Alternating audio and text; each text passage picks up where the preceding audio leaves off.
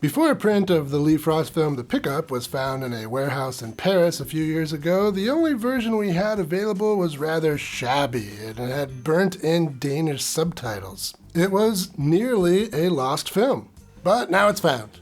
Well, this week's Lee Frost film hasn't yet been found, and the only copy we have available is still rather shabby and has burnt-in Norwegian subtitles. With any luck, one day it too will be found and we can finally rid ourselves of Norwegian.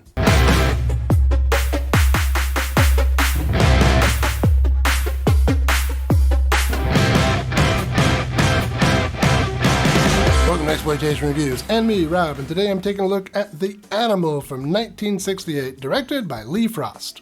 He first entered the exploitation world way back in 1962 with the delightfully kooky House on Bear Mountain, which I talked about some years ago. And then, in 1965, together with David F. Friedman, he made the definitive Roughie, The Defilers. I also talked about that one a few years ago.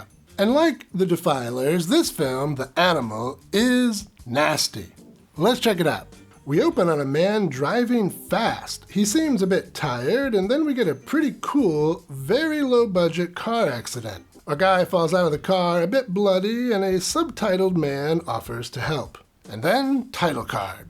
After the opening titles, it looks like our guy works in a film lab. This scene adds nothing to the story, so skipping ahead, our guy is at home and makes some pervy prank phone calls. He eventually finds a phone partner every bit as freaky as he is. Except she's not exactly, decent, so there's very little of her side of the conversation I can show you here. Man, I just work here. But of course, we don't have to stay here. You can now support the channel on Patreon and get access to spicy versions of my reviews. Link is in the description. Well, her being into the conversation is exactly what our guy doesn't want, so he hangs up. The woman clearly had no hang-ups. Certain things the woman said stuck with our guy, so he does the only reasonable thing, and buys a telescope. What? That night, he peeks into the apartments of his neighbors. One neighbor has some, what I believe are called granny panties. She also has a girlfriend who is, for lack of a better phrase, utterly fantastic. You know, like cows. Oh, I see. These ladies make out, they get undressed, and then they get all religious by visiting the Holy of Holies. Next, our guy watches a woman stretch. She'll be important later. He gets excited and calls for a service. A servicing service, if you will.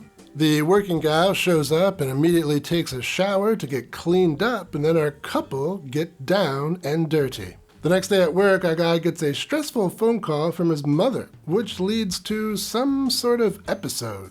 Migraine, maybe? And the scene ends with this.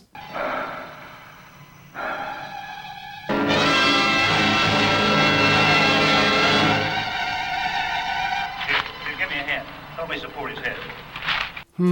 Is our guy remembering that accident, or is something twisty going on? Well, regardless, he finds the number of that stretching woman from the night before. He calls her and threatens her and her son. She ends up sending him off to be, I guess, with his grandma? Maybe an aunt? It doesn't really matter. But the guy quickly figures that out, and things escalate. And that mother, by the way, is played by Virginia Gordon. We last saw her on the channel in Spur, yet another Lee Frost film. With threats of violence, the guy makes her get on her bed and then explore for a southern passage to India. You won't find it down there, Columbus. And then our guy takes some LSD and suddenly the film is in color. I've read a few reviews of this film saying the switch to color is inexplicable, but it's not. It's explicable. The drugs open the doors of perception, and this is represented in the film by now being in color. It's also the point in the film where our creepazoid steps up his game in terms of aggressiveness. And I agree the switch to color was something of a shock, although I must say it was less effective and less shocking than the splash of color in The Tingler.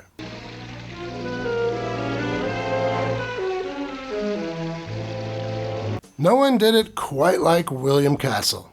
Okay, well, our creepazoid convinces that single mother to meet up with him. I'm sure that will go well, and that's enough out of me as far as plot goes. Let's talk some highlights. One thing that's consistently surprising about Lee Frost films is that while they are definitely exploitation films going after a certain kind of audience, my kind of audience, they're also real films with a certain amount of care and effort put into them. In this regard, The Pickup might be his masterpiece, but The Animal is no slouch in the filmmaking department. It's a sexploitation film, yes, but it's also a very effective thriller.